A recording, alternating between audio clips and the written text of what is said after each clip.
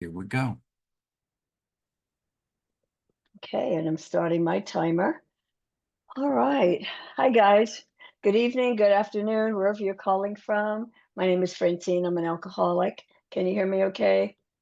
I'm a tad bit hoarse, but I've been this way for a little bit of time. I want to first thank Jay. And yes, we are old friends. We've been friends for a very, very, very long time.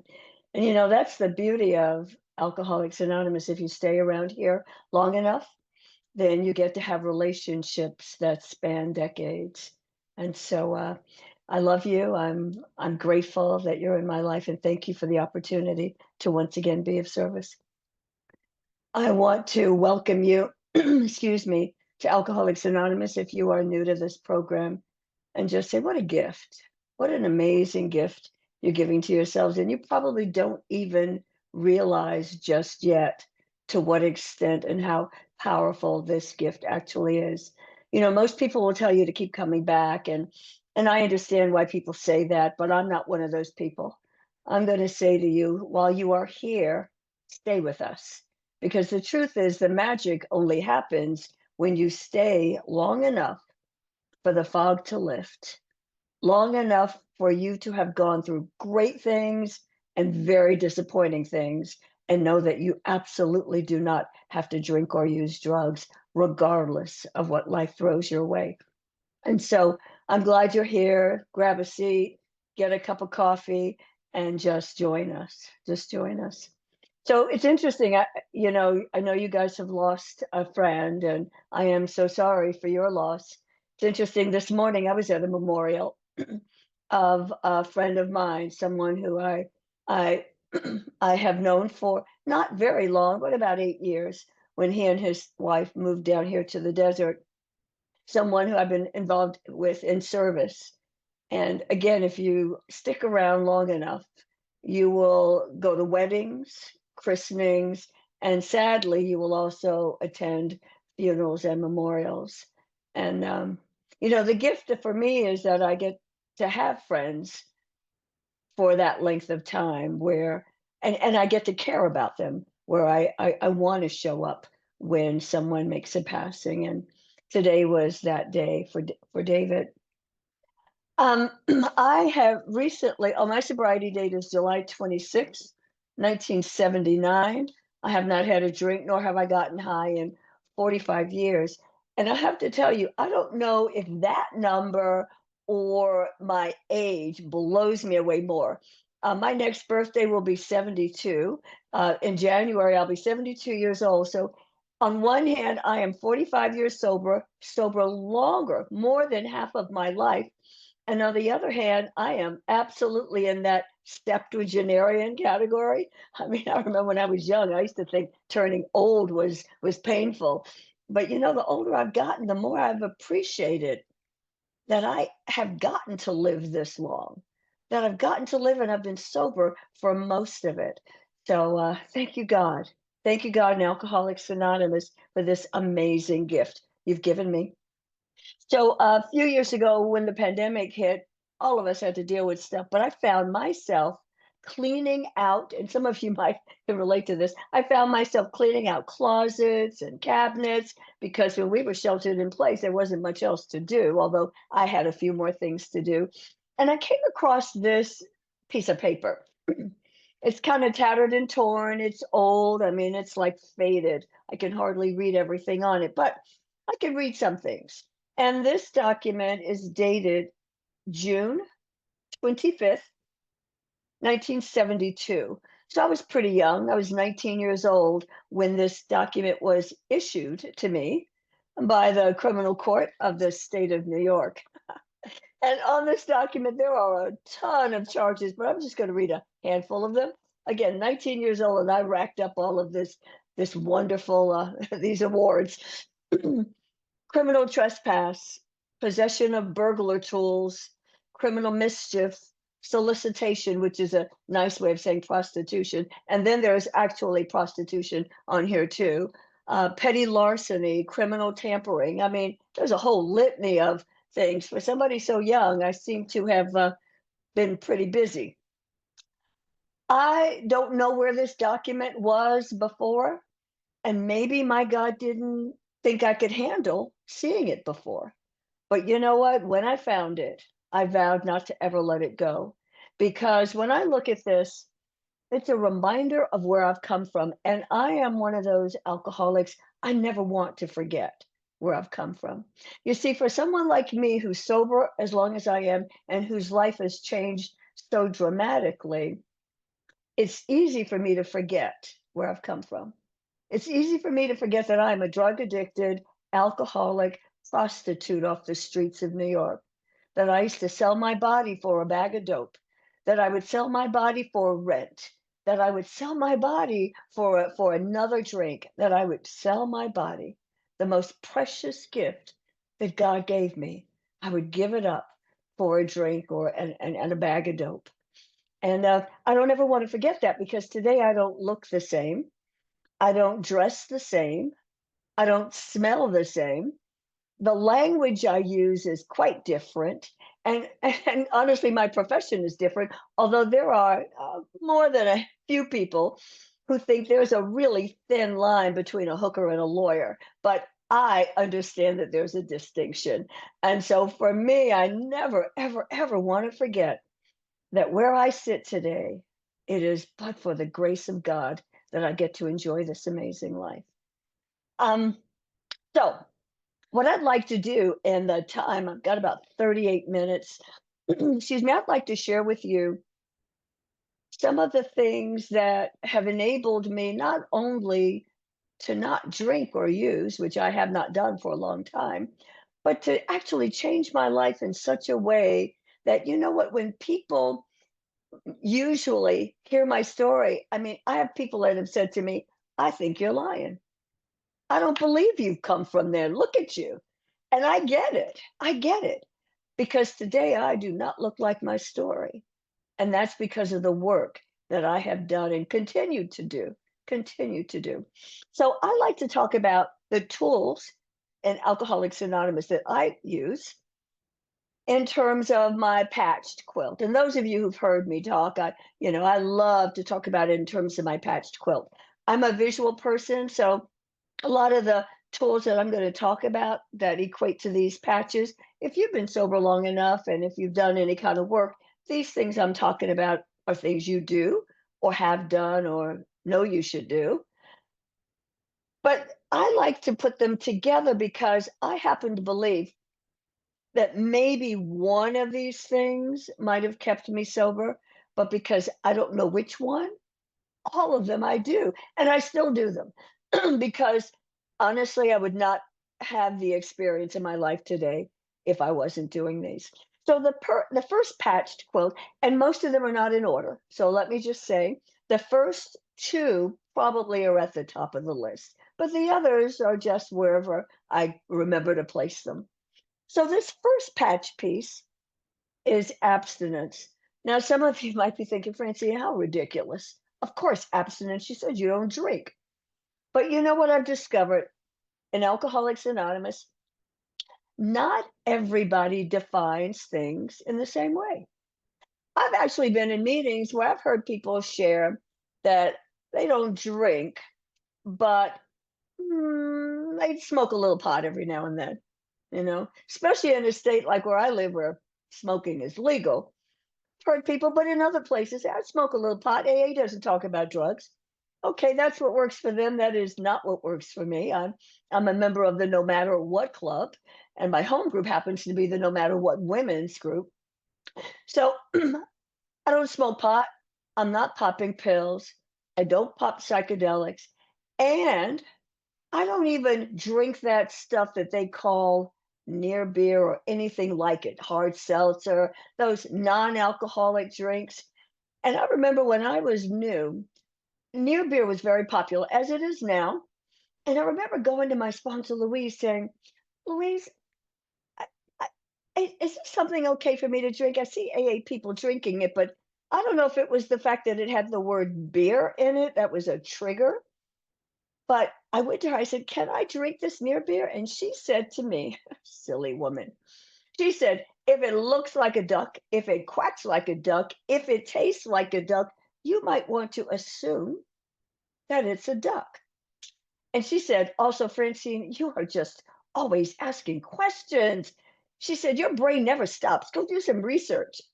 No, and she was actually not as surprised when I became a lawyer as a result. But so I decided to go do some research. And do you know what I discovered, which some of you might already know, some of you might not? I discovered that non alcoholic drinks have alcohol in them. Oh my God. It doesn't even take a rocket scientist to find that out because all you have to do is look at the label. The label says zero point zero 0.05, zero point zero 0.08, zero point zero 0.01. If it has any number there, it's got booze in it. So I personally stay clear. I stay very far away from anything that smells or tastes or even makes me think of alcohol. So for me, that's that first patch piece, and I don't use drugs either. I'm clean and sober. The other patch piece that again I think probably could be right up top because this next patch piece actually was the thing that introduced me to all of the ones that follow. And that next patch piece is sponsorship. Now, I am a big believer in sponsorship. You do not have to be, and I love Bill W.'s writings, which is why I go directly to the source. He tells us there are lots of ways we can be of service. You do not have to do 12-step work. You don't have to sponsor. There's so many things we can do. I personally enjoy sponsoring. I enjoy sponsoring women, and I'm old school. I sponsor women. I have a female sponsor. It's okay if you don't, but this is again my experience that I'm sharing. I I just lost it. So anyway, I believe in having a sponsor as well as sponsoring. It's important for me to always have a sponsor. Always. Why? Because this mass between my ears is constantly out to get me. And if I give it half a chance, I will find myself very close to the edge and potentially fall right over. And I can tell you, I've been sober long enough to have seen and heard stories of people with more time than me who've gone out. And so having a sponsor, and not only having a sponsor, but having someone who has the courage to call me on my behavior is important. It was important before, and it's still important today. But my first sponsor was honestly, I hated this woman so much. That's all I can tell you. I hated Louise Robertson with a passion. I got sober in Las Vegas, Nevada in 1979.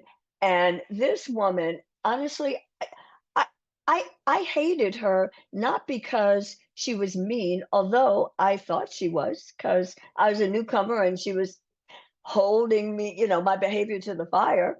But she really wasn't. She's just someone who held me accountable. But I hated her because I assumed she was mean. I didn't hate her because she didn't walk like she talked because she seemed to. I didn't dislike her because I felt she disclosed my secrets because to my knowledge, she never did. I didn't like her. I didn't like Louise because for the first time in my life, there was someone who was not afraid to tell me the truth about my behavior for the first time. And maybe it wasn't the first time, but it was the first time I was willing to listen. And I don't know why I stuck with her, quite honestly, because, I've had sponsees fire me for less. If I look at them crooked, they've said, you're gone. But something about this woman, maybe because deep down inside, I was so sick when I got here. I mean, I'm a low bottom drunk. I was so sick. Maybe she was that life raft. And whatever reason I stayed with her, lucky me for having done that.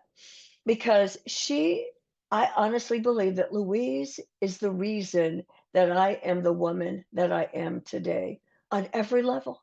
I thank her every single time I have to talk. And she's been gone to that big AA meeting in the sky. I had her until I was 22, 23 years sober, but she will forever be a significant part of my life because of what she gave me. I'd like to share a couple of things that she taught me that have made me who I am. And again, what I share is my experience, so don't be throwing tomatoes at me.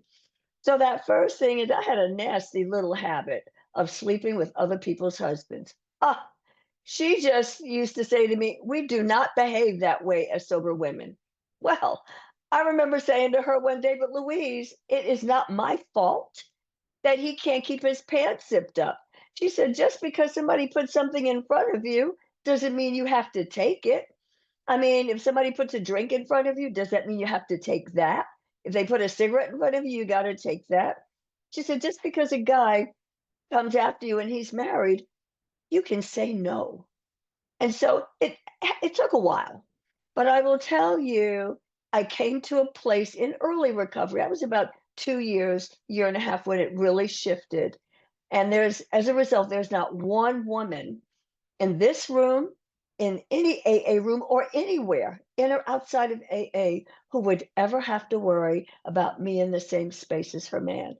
That might not mean much to some of you, but to me, it's an esteemable act because I had a sponsor who believed that self esteem comes from doing esteemable acts. And I remember, Louise always talked about behavior. For her, behavior mattered. And I used to hear a lot of old timers, or for me, they seemed like they were old when I was new, especially the men who would say, "This is just about alcoholism. You don't have to worry about anything else. You just don't drink." And thank God I had a sponsor who introduced me to AA literature early on. And she had me read a lot of Bill's work.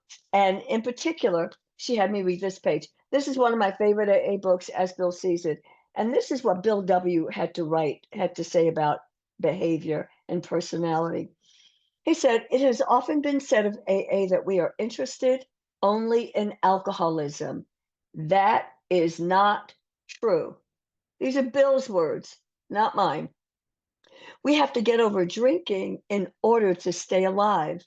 But anyone who knows the alcoholic personality by firsthand contact knows that no true alkie ever stops drinking permanently without undergoing a profound personality change." He doesn't say a little personality change if you happen to feel like it. He says, if we're going to stay here over the long haul, the people who came in here have to be different today. And thank God I had a sponsor who believed my behavior mattered. She believed that there would come a time when I'd be the only big book someone would ever see, especially a young woman coming in. If they saw me behaving in the way I used to behave when I crawled in here, they might think it's cool for a time being because they might think I'm like hip. But she said, as they continue to watch you, if they want to stay sober and change, they're going to be paying attention to how your behavior shows up. And so sleeping with somebody else's boyfriend or husband is out of the question. And it continues to be that way. One of the other things Louise taught me was I needed to change the way I dressed. Now, picture this. Early in my recovery, I was still pretty raw, still off the streets of New York, and I used to go into AA meetings with hot pants. This is long after hot pants were out of style. Now, I don't care how little you are. I used to wear really the hot pants. It was about 6 inches of fabric. 6 inches doesn't cover much of anybody's body, least of all mine. And I would be coming into AA meetings with my little hot pants with all my cheeks hanging out, not my facial cheeks. And I'd be wearing my see-through blouses because I thought I was cute with no bra, mind you, really. And I'd come into meetings, I'd be wearing really high heels. Now I still wear very high heels, but I used to wear high heels with big taps. And I remember one day, and my sponsor was at this meeting, I come into the meeting late. Well, that was the last time I ever went to a meeting late just because I felt like it. I mean, I came into the meeting late. She put the kibosh on that. And instead of sitting in the back of the room, quietly, if you come late to a meeting, I sashay in front of the speaker, in front of the meeting, with my hot pants and my see-through blouse and everything hanging out. I mean, I was a vision for you, for sure. And I have to tell you, at the end of the meeting, I was so mad that there was this long line of men waiting for my number, and there was not one woman who wanted to talk to me. I thought to myself, huh, who do they think they are? I said to Louise, they are just jealous of me. And she looked at me. She said, sweetheart, they're not jealous. They are repelled by you. And I did my little huff and walked away. Thank God for a sponsor like that. Thank God for a sponsor who had the courage to say something because so often we're afraid to speak up. We're afraid to tell a newcomer, that their behavior is inappropriate. And as a result, they keep doing what they do. The other thing she said to me, and again, this is my story, I came in with a filthy, filthy, filthy mouth. Every word out of my mouth was a four-letter word, and you would have thought that I didn't know any other words because I didn't use any other words. And I remember one day Louise said to me, Francine, there are over 300,000 words in the English language, and you only seem to know five of them. So she went on this crusade to clean up my mouth, and she dragged me along with her. This is so true.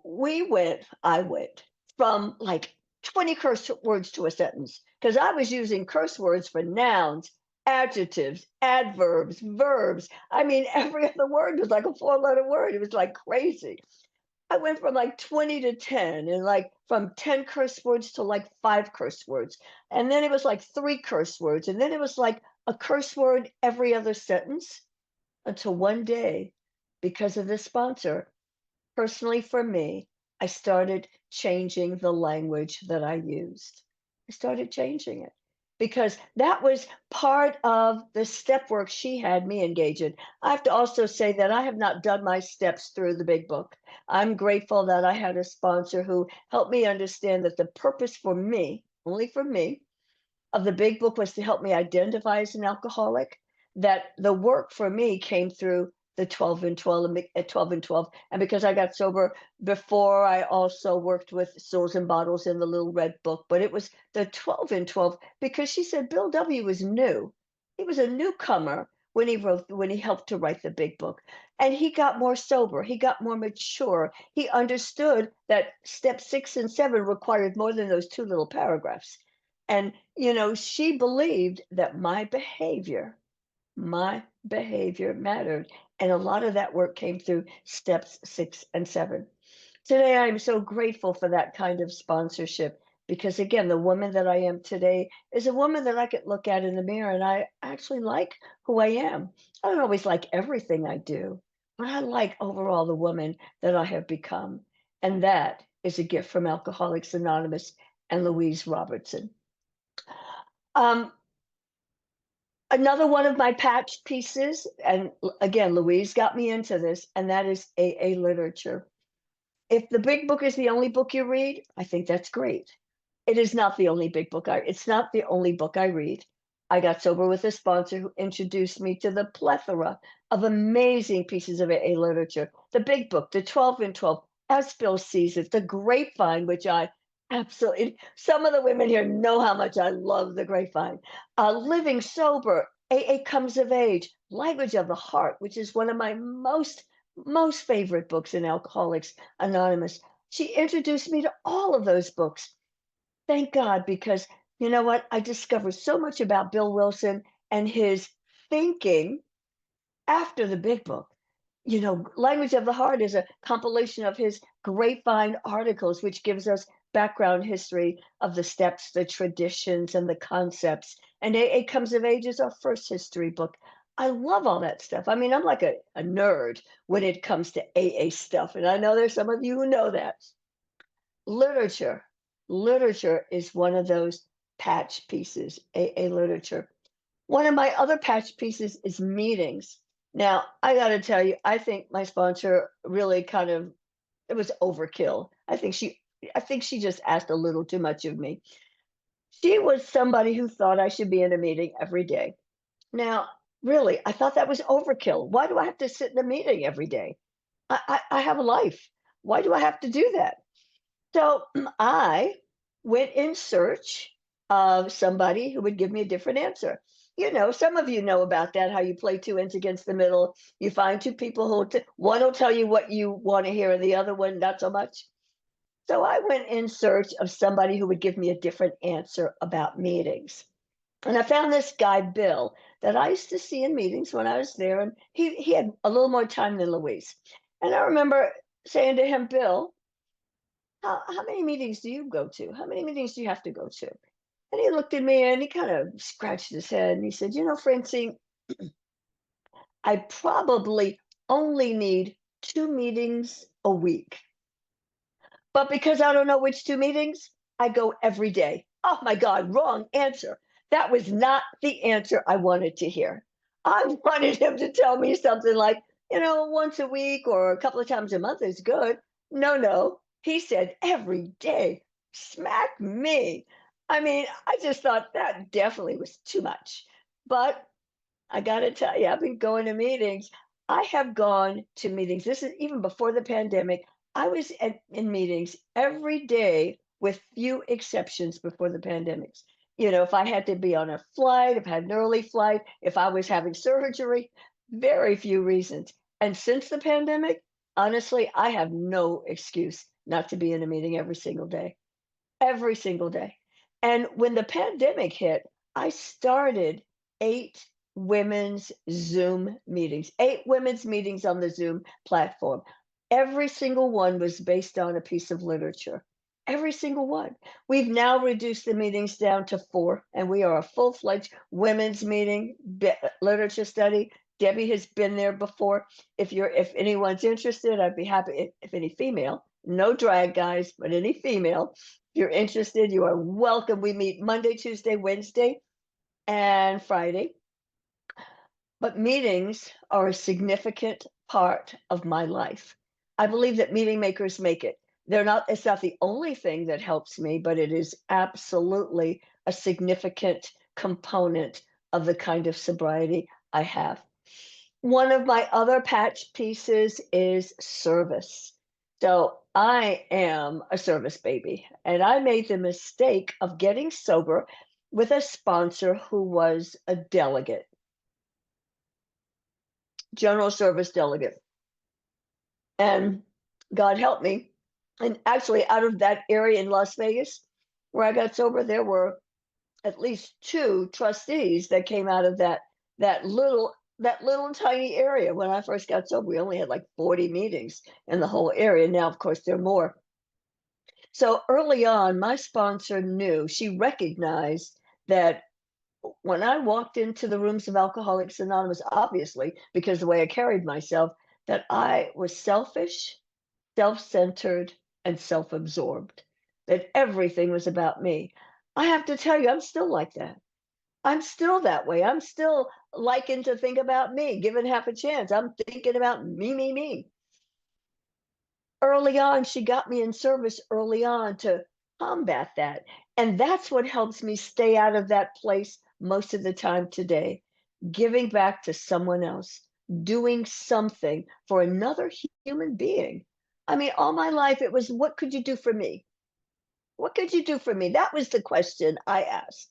What could you do for me? And today, honestly, I may think, what can you do for me? And then quickly, it's like, how can I help you? What can I do? What do you need today?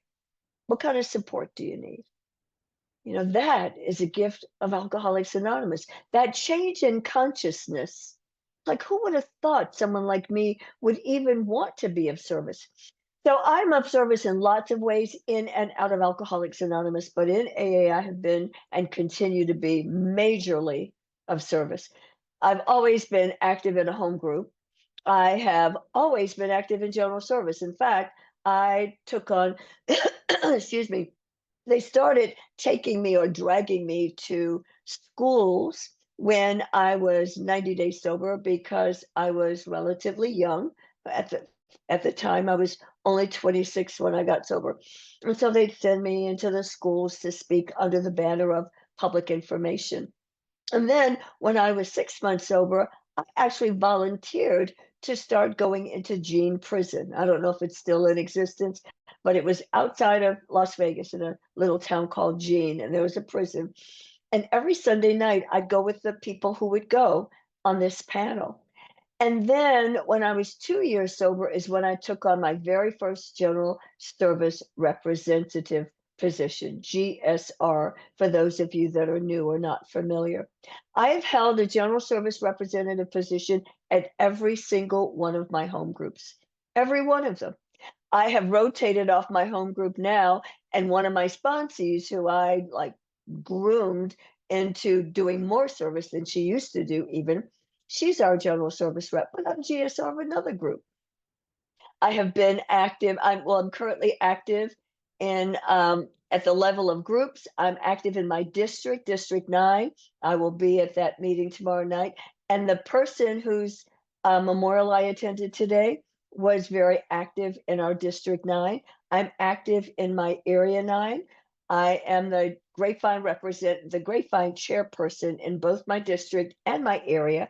And I had the privilege of sitting on the Grapevine corporate board for 4 years, um, which means I attended the General Service Conference from 92 to 96. For those of you that are new or not familiar, Alcoholics Anonymous consists of 2 corporations, Alcoholics Anonymous World Services, which is AAWS, and AA Grapevine Inc. Those 2 corporations fall under the General Service Board of Trustees. I had the privilege of serving Alcoholics Anonymous in that way. I currently, well, over the last few years, I've done quite a number of concept studies. I have done a service manual study, and I am currently with a friend. We are doing AA history through the lens of the General Service Conference Advisory Actions. And anybody who's a lover of AA history or general service, that's a great opportunity to actually see the evolution of our AA history through the lens of our conference advisory actions. So I keep my fingers dipped in service because I love AA service. One of my patch pieces is service. One of my other patch pieces is gratitude. I have always been someone looking at the glasses half empty rather than half full. And I remember when I was in law school, I went to Georgetown in Washington, D.C., and one of my mentors was a guy named Hal Marley. And I loved, loved, loved him. I loved him after I didn't love him. Just like Louise. He's one of those tough guys who, never hesitated to call me on stuff. But I grew to love him, and he and I had the same home group that used to meet in the US Capitol. It used to be a group called Yays and Nays. I doubt if it's still there. And I remember one day I was on my way to school and I stopped in the meeting, and as always, I was like complaining. And I remember Hal said to me, Francine, you will never see a grateful alcoholic drunk. Right. I remember saying him sucking my lips, saying in my defiant way, but that's not true. I see people all the time who talk about being grateful and then they go out. He says, Francine, no, no, no. You will never see a truly grateful alcoholic drunk. Because if somebody's really grateful, they're not going to regift this gift that they've been given. Like some of us will regift a gift. Somebody gives you a Christmas present or a birthday present and you don't like it and you turn around and regift it to someone else. He says, if you are truly grateful, you're not going to regift this most precious gift. And you know what? Today I've come to believe that. There are many days when I am not grateful for everything. And there are days when the only thing I could be grateful for was that I didn't drink or use drugs. I got to tell you, that's the truth. The only thing, but you know what? If I could just be grateful for those 2 things, then I am in good stead. I am in good stead. I have been grateful just because I didn't drink. But there have been other times I've allowed that whining little baby inside of me, the one in her high chair with the rattles. How come I'm not getting my way? But today I know that gratitude is a verb. It's an action word. It's not a noun. Gratitude is something I demonstrate in how I show up. And today I really work hard to to constantly find things to be grateful for. And you know what? Most of the time, it's not even hard. When I just allow myself to be a little open to the gifts that God has given me, which are many. I mean, my cup runneth over. As my sponsor now says, Louise, I had until I was about 22, 23 years sober. June is my sponsor now, and June always reminds me that we have been overpaid.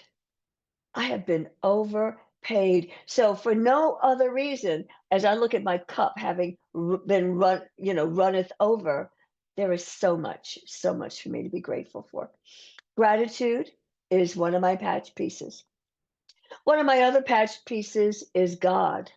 Now, I didn't believe in God when I got here. I was born in the South and raised in New York. I know you can't tell that Southern accent now, but I was born in Atlanta, Georgia in 1953. And the idea of believing in God was very painful for me, even as a child. I mean, everybody in my family, we were raised Southern Baptist. My mother used to trot me and my sister off to Sunday school, and then we'd have to sit in church listening to all those hypocrites. That was my thinking. They'd dress up all nice on Sunday and talk about Jesus and God, and then you'd watch them during the week acting out. And so when I got sober and you guys are talking about God, it's like, no, I don't think so. Thank you for sharing. But part of the reason I couldn't wrap my arms around that God concept too is because being born in the South in the 50s, you know, my experience was I'm seeing Black men being openly lynched, and it was often on television. And so, how could you tell me to believe in a God that allows this to happen to people who look like me?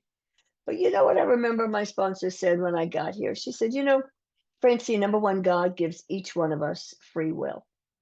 Each one of us, we have a brain to use. And Bill W. reminded me of that too. In Concept 9, he talks about that. But she said, God gives each one of us the choice as to how we show up, the choice as to how we behave.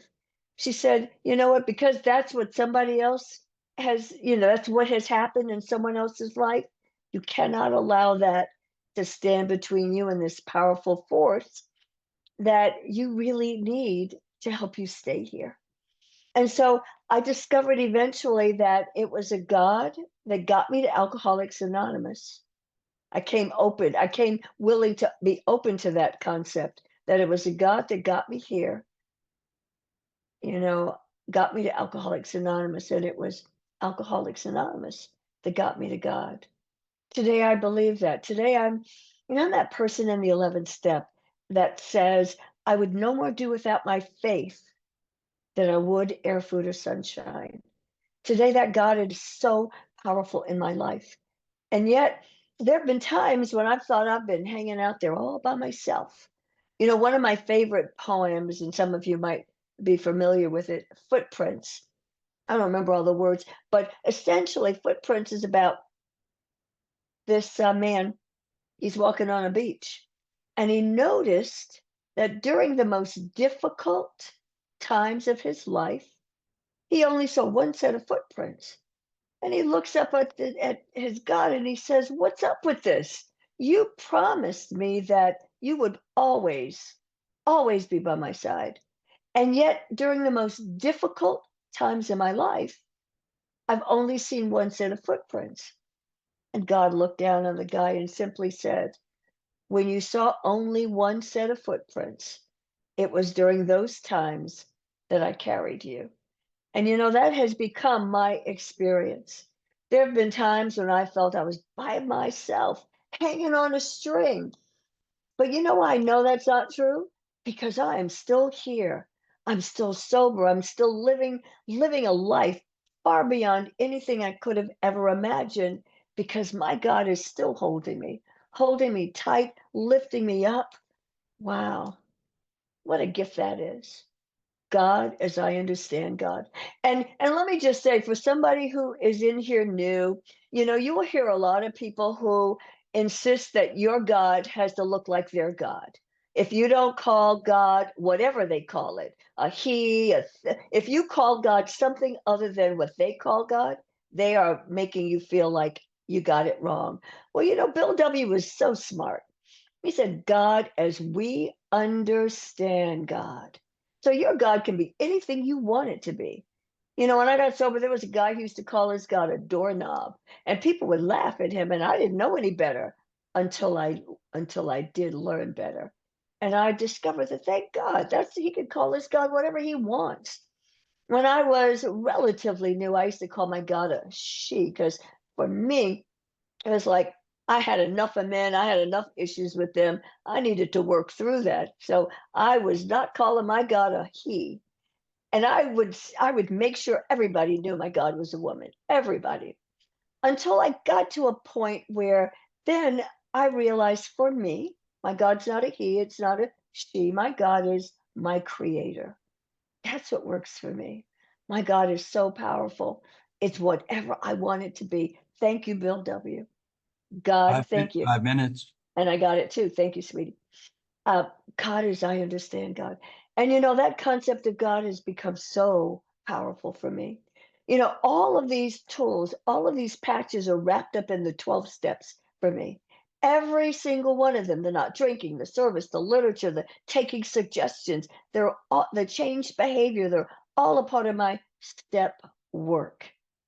Step work. That's this other patch, step work. Because for me to have changed, I had to be willing to take some action. I remember in the beginning, Louise used to say, it's not a mistake that most of our steps in the big book are located in the chapter called Into Action. Not into thinking or into feeling, but into action. Lucky, lucky me that I had a sponsor like that. And lucky me, I had a God that was lifting me up because 5 years ago, almost 5 years ago, right when many of us were getting ready to deal with the pandemic, we've all had stuff to deal with. I had a little bit more. Um, uh, it'll be 5 years in November when I lost the love of my life. My husband, Richard, we had been together almost 24 years, and Jay knew him. Um, my husband had cancer. It started out as esophageal cancer. And he had been sick for almost 2 years. It started out as esophageal cancer, and then metastasized into his stomach and then into his bones. And by the time it reached Richard's bones, it was just a matter of time before he took his last breath. I never thought at that age, and I was 66 when he passed. I never thought that I'd be a widow at that. I mean, at that age, we were just kind of learning how to get along with each other. I thought we had a lot more time to, be doing this deal, and it was not to be. But even before then, I had put it, and again, you may or may not like animals, it doesn't matter to me. But I love cats, and I put my favorite cat to sleep right before my husband went into hospice. So I didn't even have a chance to mourn Mango's passing when Richard went into hospice. Then Richard died. Then I turned 67. Then the pandemic hit. Then my mom died of COVID. Then I put another cat to sleep. All of this within a 7-month period, back to back, one thing at a time. Any one of those would have sent me out. I had a million reasons to drink or use drugs, but I had one good reason not to. That God is so powerful in my life because I got to tell you, I know people who drank and used during the pandemic. I was not one of them. I know people who drank because somebody didn't invite them to a party. I heard somebody else drink because they broke a nail. I did not drink with all of those things happening. Instead, I dug deeper into Alcoholics Anonymous because I not only did I know the right thing to do, I was willing to do it. God as I understand God. I am so grateful to be here, and I'm going to close with this, with that minute left over. And it's something from, again, one of my most favorite AA books, and that's As Bill Sees It.